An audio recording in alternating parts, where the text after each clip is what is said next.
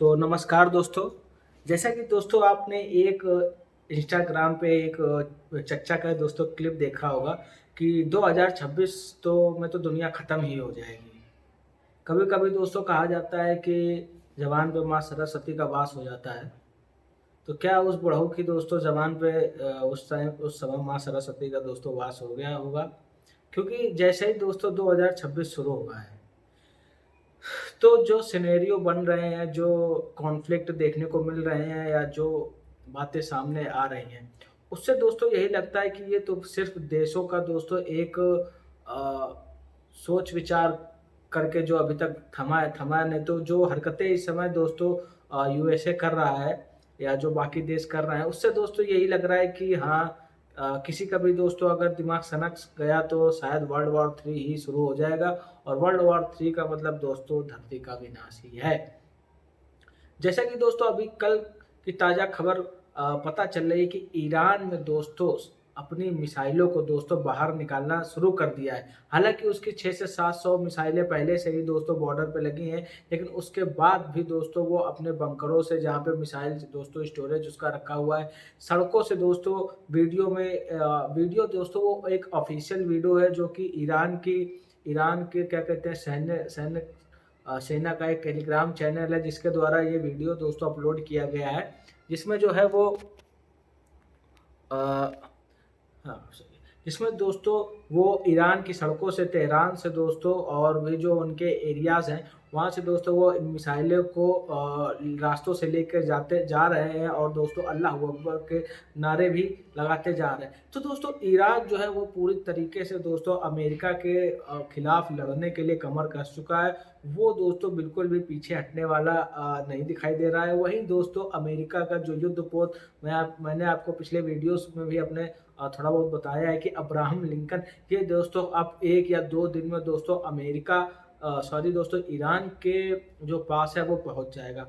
क्या दोस्तों अमेरिका सिर्फ़ इस युद्धपोत के वहाँ पहुँचने तक का वेट कर रहा है ईरान पे हमला करने के लिए या और ईरान भी जानता है दोस्तों इस बात को कि समय अब कम है तो अपनी तैयारियाँ पूरी कर ली जाएँ। अब दोस्तों क्या बात ये फँसती है कि अब क्या ईरान पहले हमला करेगा या दोस्तों पहले हमला करेगा अमेरिका? तो दोनों ही दोस्तों एक-दूसरे कश्मकश में दोस्तों दोनों देश चल रहे हैं। वहीं दोस्तों अभी डोनाल्ड ट्रंप ने कहा था कि अगर ईरान जो है वो फांसी रोक देता है दोस्तों, जो वहाँ के प्रदर्शन हो रहे थे ईरान में, तो वो हमला नहीं करेगा।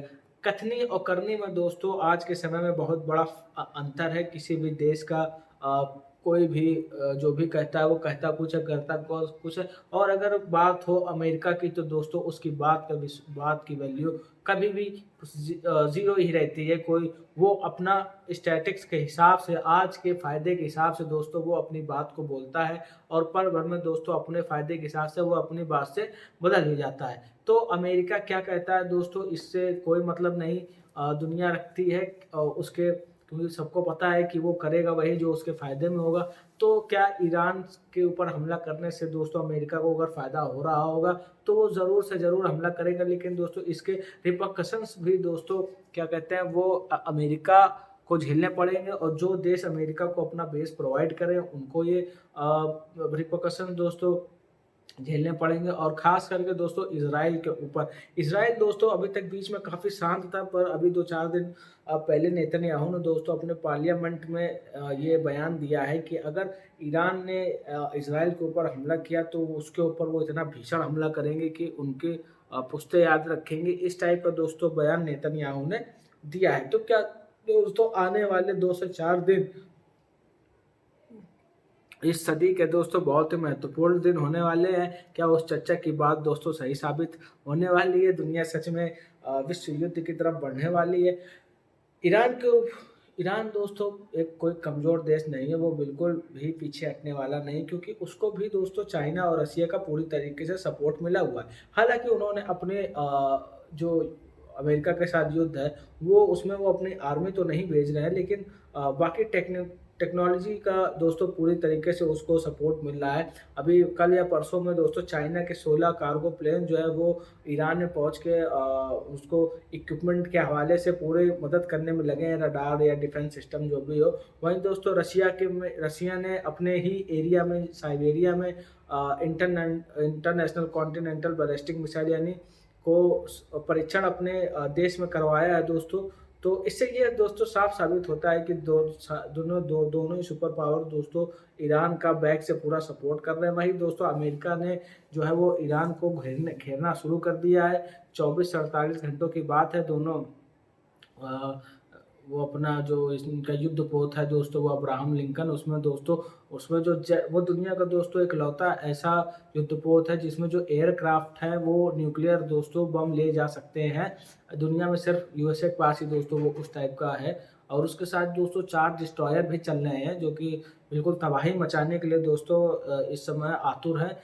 देखना होगा दोस्तों कि अमेरिका करता क्या है, क्या वह ईरान के ऊपर हमला करेगा या ईरान अपने ऊपर हमला देखते हुए पहले ही दोस्तों अमेरिका के ऊपर हमला कर देगा। हमला दोस्तों कोई भी करे, बस बात ये है कि दोस्तों जिसने भी हमला किया उसके बाद का दोस्तों जो माहौल होगा, उसके बाद जो दोस्तों गर्मा-गर्मी होगी, उसके बाद हमला तो हो जाएगा लेकिन उसके बाद सँभालेगा कौन?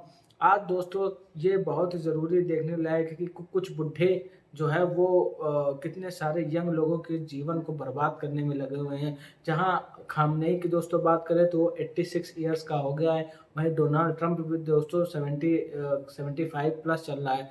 तो इन 2 बुड्ढों की दोस्तों सोच के कारण, 2 बुड्ढों की तानाशाही के कारण पूरा यूथ दोनों ही देश के दोस्तों जिनकी जान को खतरा है, जिनके फ्यूचर को खतरा है, क्या दोस्तों अपनी अकड़, अपनी ताकत का घमंड इस हद तक होना चाहिए कि आगे किसी का भविष्य नहीं दिख रहा है आपको?